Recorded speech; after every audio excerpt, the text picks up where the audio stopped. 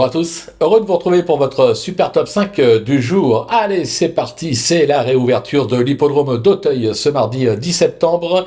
Un super top 5 du jour, le prix Jean Bart qui va opposer des 5 ans et plus sur les 3600 mètres du parcours de Haye.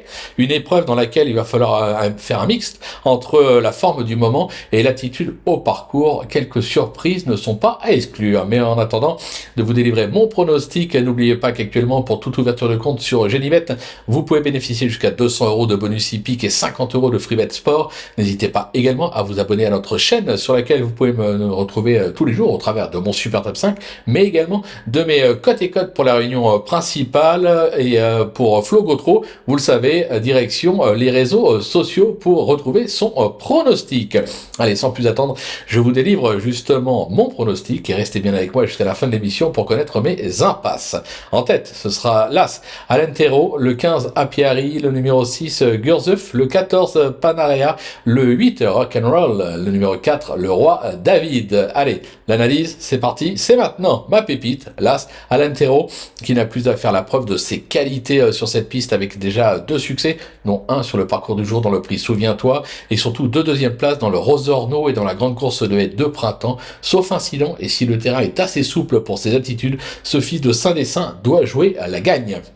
Mon coup de cœur, le numéro 15, Apiari, pratiquement irréprochable depuis son passage sur les balais, se protéger de Michael Serror, compte déjà plusieurs bonnes sorties sur cette piste, et notamment une 3e place à ce niveau dans le prix de Pau en avril dernier.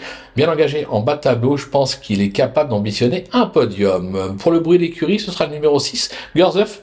Utile en plat, se protéger de Noël Georges s'est vite adapté aux obstacles. Il s'est d'abord imposé dans un réclamé à Fontainebleau avant de triompher dans le prix de Chantilly, c'était fin juin.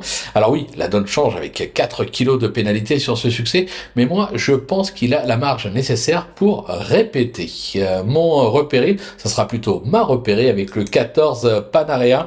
Façonnée avec soin par François Nicole en province, elle a déployé quelques beaux moyens depuis ses débuts. Elle vient notamment de s'octroyer une prometteuse 3e place dans la grande course de Haye à Fontainebleau, plutôt à Clairefontaine, pardon.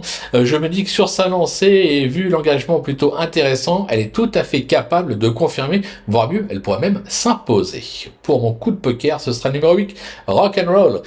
Plutôt régulier dans ses performances, ce fils d'Oasis Dream ne reste pas moins un compétiteur de qualité qui a fait ses preuves sur cette piste cet été. Il a enchaîné une 4e place dans la grande course de Haye avec un succès dans le prix des Lavataires à Clairefontaine en forme avancée.